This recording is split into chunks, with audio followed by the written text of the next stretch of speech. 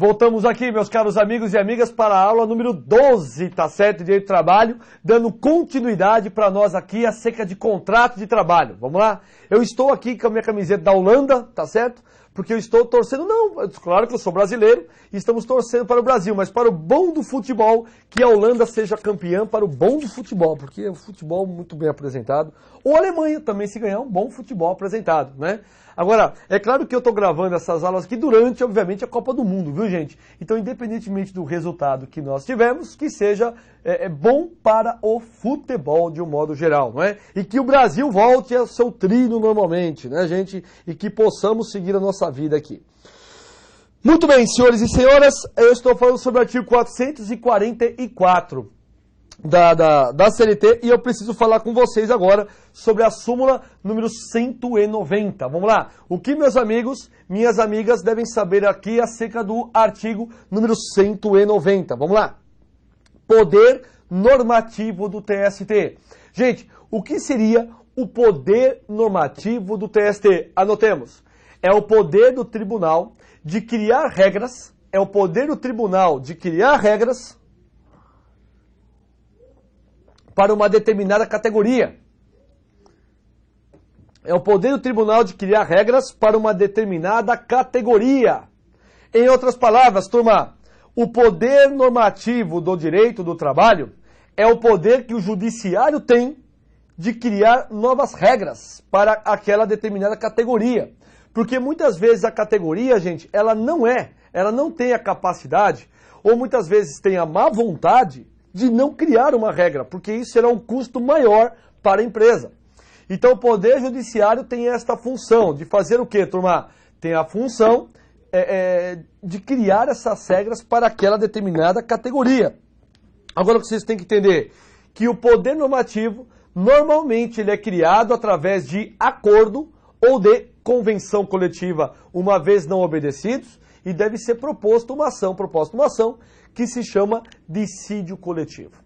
O dissídio coletivo, gente, anotemos por gentileza, é a forma pela qual as partes têm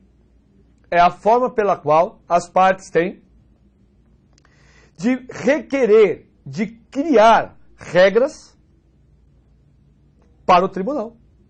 Então, gente, é como Montesquieu falava, não é? Na tripartição dos poderes, não é?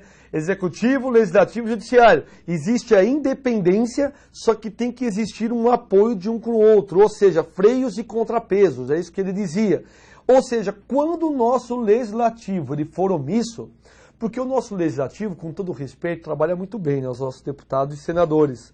Eles trabalham bem, trabalham todos os dias, fazem as votações corretas. É um exemplo para o mundo, né, gente, os nossos deputados e senadores. Então, quando o executivo ele é lento, o judiciário faz o quê? Cria as regras. Vou dar um exemplo disso. Não existe até hoje uma lei que fala de greve para serviço público. A lei que existe de greve, Lei 7783/89, trata de greve para serviço privado. Mas se o metrô ou os ônibus quiserem entrar de greve, existe regra para isso? Não. Porque a lei de greve é só para serviço privado e não para serviço público. Bom, diante da omissão do nosso legislador, gente, que é tamanho, o que foi feito? O TST, aí depois isso foi para o STF, mas começou o TST, julgou o quê? Que enquanto o legislativo não criar uma lei para o serviço público de greve, será usada a lei privada de greve para o serviço público. Você vê...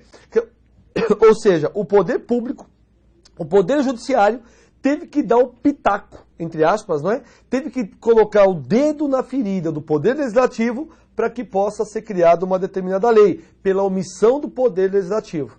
Então, nas questões, sempre lembrem disso, turma, que agora vai sair um concurso muito bom, muito bom, você deve estar sabendo, sobre auditor fiscal do trabalho. É um concurso excelente, muitas vagas e um salário muito bacana. Só que automaticamente tem gente muito preparada já, treinando para isso há muito tempo. Mas nunca é tarde, podemos começar a estudar a partir de agora e já fazer as questões. Gente, nessas questões de auditor, estou me lembrando delas agora. Quando cai poder normativo, tem que cair omissão por parte do poder público. sempre isso. Poder normativo, omissão. Façam esse link e escolha a alternativa correta. Tá bom? Sempre funciona dessa maneira. O que mais é importante para todos vocês aqui, turma? Anotemos a súmula 202. Vamos lá? Súmula número 202. Fala sobre gratificação por tempo de serviço. Gratificação por tempo de serviço. Pergunta 1. Todo empregado tem que receber uma gratificação por tempo de serviço? Eu e a Amanda vamos nos unir agora aqui. Me dê sua mão, Amanda. Vamos nos unir. E vamos pleitear ao Jornal dos Concursos uma gratificação. Pô, já trabalhamos há tanto tempo aqui e não temos nenhuma gratificação. Teremos esse direito? Lamento informar, mas não teremos esse direito, Amanda. Por quê? Não teremos esse direito? Porque a lei não exige. A gratificação, gente, ela é paga por única e exclusiva vontade do nosso amado patrão. É assim que funciona. Agora, se o patrão chegar e falar, Amanda, você é uma excelente funcionária, e é mesmo, tá certo? Acompanha a menina aqui, eu sei que ela é. Tem que dar aumento para ela mesmo aqui. Mas eu volto aqui. A doutora Amanda, tá certo? Vai receber uma gratificação por esse trabalho prestado aqui, né? E aí, ela vai receber? Vai. Mas lembrando que a gratificação, ela pode ser retirada a qualquer momento. Grava isso.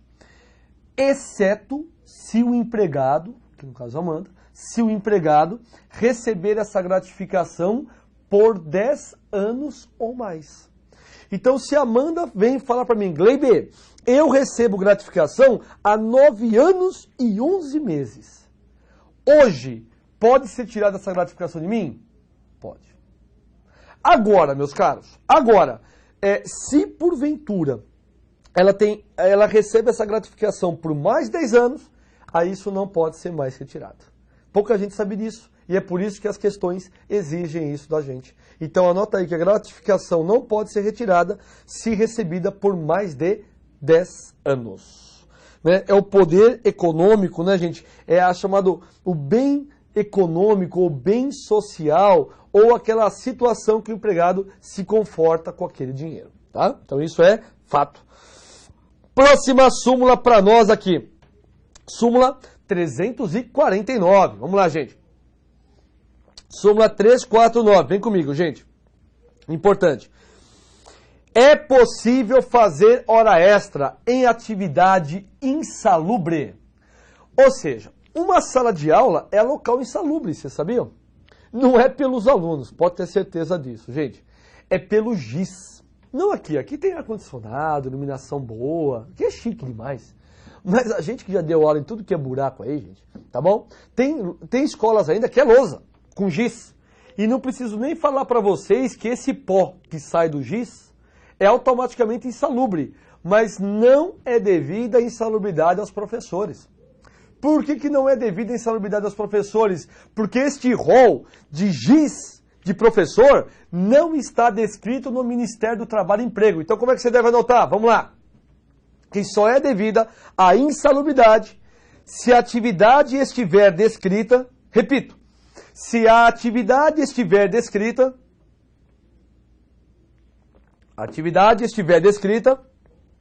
no rol do Ministério do Trabalho e Emprego. No rol do Ministério do Trabalho e Emprego. Essa súmula 349, ela foi cancelada.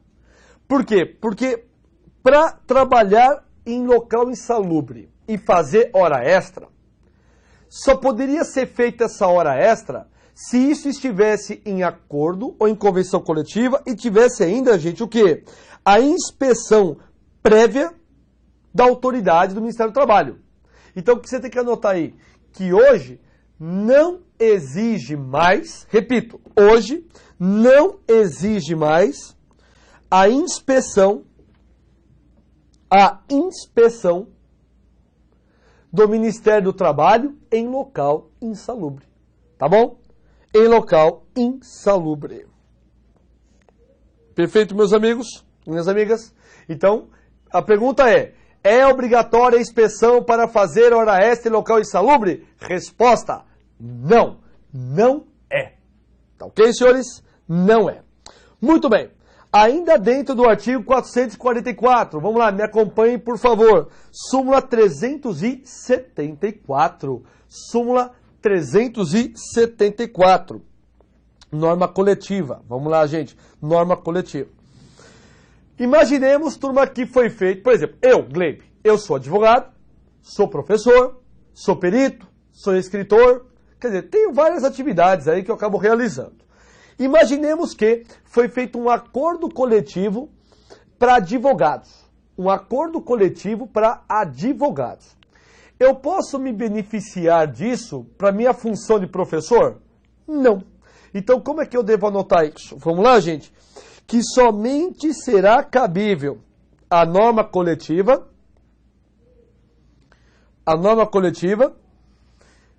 para aquela atividade devidamente representada e realizada. Então, eu não posso pegar só porque eu sou advogado, pegar essa norma coletiva e trazer aqui para a escola e passar isso para o meu chefe.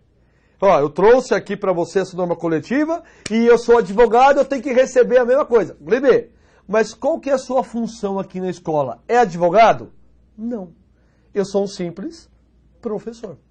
Então eu posso pedir esta convenção coletiva hoje aqui no Jornal dos Concursos? Resposta, não, não posso. Agora, se tiver, obviamente, uma convenção coletiva de professor ligada a cursinhos, a preparatórios ou a aulas online como essa que você está assistindo, aí sim eu posso pedir esse aumento. Então como é que você deve anotar, gente?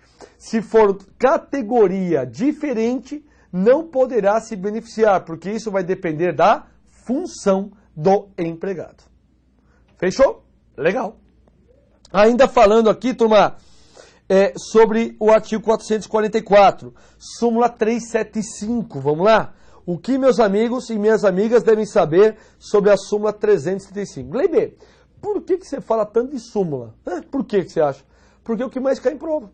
É só você pegar as últimas provas. Veja aqui, ó. Tá? A hora que você voltar para a página inicial do Jornal dos Concursos, gente, você vai verificar o quê? Que nós temos mais de 4.000 questões atualizadas. E você vai ver que a maioria dessas questões são o quê? As benditas súmulas. Então, esse assunto realmente você tem que saber se você quer ter sucesso no concurso. Tá? Então lá vamos. Súmula 375, gente.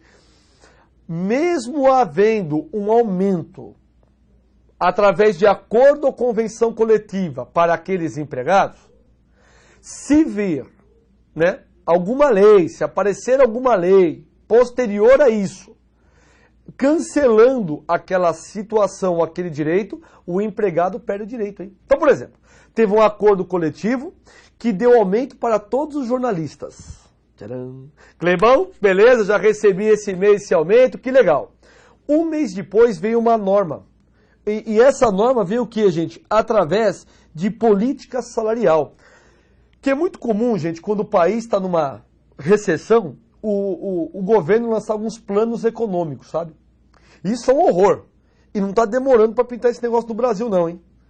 Só passando a eleição, pode ter certeza que vai ter surpresa, viu, gente? Prepare seu coração, ok?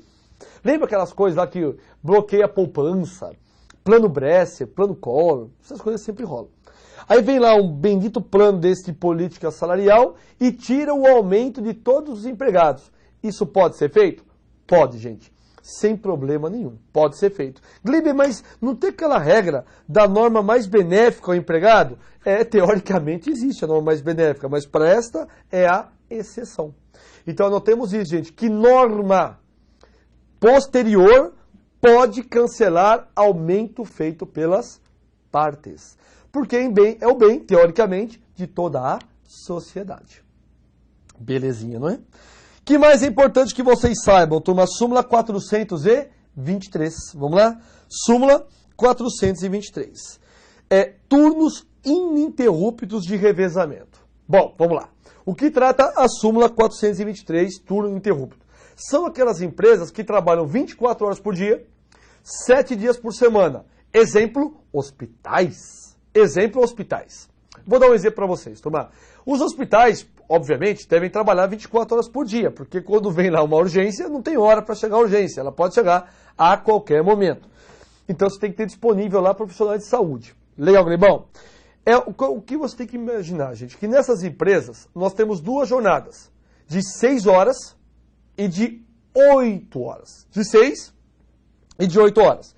A chamada 6 horas é o chamado turno flexível. Quem vai fazer a perguntinha que costuma cair em concurso? Doutora Amanda, a senhora prefere trabalhar 6 horas por dia ou 8 horas por dia? Ótimo. Resposta comum. 6 horas por dia. Então vamos contratar a doutora Amanda, não é? Por 6 horas. Vem aqui e assinou, tá tudo certo. Você acabou de vender a sua alma, mulher. Por que eu estou dizendo isso? O turno interrupto de revezamento, o empregado que assina o contrato de 6 horas, o que acontece com ele? O seu turno, ele pode ser alterado a qualquer momento. Hoje a Amanda trabalha no horário comercial, durante o dia. Mas se ela assinou esse contrato, ela poderá a qualquer momento passar para o turno da noite. Amanda, a partir de semana que vem você vai trabalhar à noite, tá bom? Você assinou. Se você não fizer isso, é justa causa. Porque é uma insubordinação ao contrato que você assinou. Gleibe, então para eu entender. Então, se eu assinei um contrato de 6 horas, o meu turno pode ser alterado a qualquer momento a critério do patrão. A critério do patrão. Não, mano, nós temos o jornal aqui à noite, preciso de você à noite aqui. Você começa às 10 horas da noite, tá bom? E vai até às 5. O seu almoço é das 2 às 3 da manhã. Boa sorte. Que loucura. Por quê? Porque o turno ininterrupto, gente, de 6 horas, nós não temos isso. Pode ser alterado a qualquer momento a critério do empregador. E é muito comum o patrão que quer forçar o empregado a pedir as contas. Então, nessa semana, eu peço para a Amanda trabalhar à noite. Na outra semana, de manhã. Na outra semana, à tarde. Vai ficar uma loucura a tua vida. Você não vai aguentar esse ritmo, por mais que você precise do salário. A pessoa vai pedir o quê? A sua demissão. Então, turno ininterrupto é trabalhar até 6 horas por dia. E o turno fixo, esse é fixo. Amanda, vamos trabalhar então 8 horas por dia? Vamos, Gleibe. É das 8 às 5 da tarde, tá bom? Ou das 9 às 6 da tarde, com uma hora de almoço. Tudo bem. Eu posso alterar esse turno? Via de regra, não. A não ser que seja um acordo entre as partes. Gleibe, eu prefiro trabalhar à noite por X motivos. A pessoa pode optar por isso. Tudo bem. Mas aí é um acordo bilateral. Então nota aí, gente, que o turno flexível, ele é o quê, gente? Ele é unilateral. Em outras palavras, a empresa pode alterar em qualquer momento. Já o turno fixo tem que ser acordo bilateral. Porque eu dependo da autorização expressa do nobre empregado. Ok? Agora, outro detalhe que se faz importante aqui, gente. Súmula 437. É inválida cláusula de acordo ou de convenção coletiva que reduza a hora de intervalo. É inválida a cláusula de acordo ou convenção coletiva que reduza a hora de intervalo. Tá? A hora de intervalo. Maravilha, turma. Então, isto posto, última observação. Se o empregado ele trabalhar na sua hora de almoço, ele receberá essa hora como hora extra. Ele receberá essa hora como hora extra. Ok? Bom, do que tange a súmula 437, esses são os pontos mais importantes que a gente deve saber. Tá ok? Bom, eu estou encerrando essa aula número 12, tá, de contrato de trabalho. Eu volto daqui a pouquinho, com a aula 13, dando continuidade em contrato de trabalho. Feito? Obrigado, até daqui a pouquinho.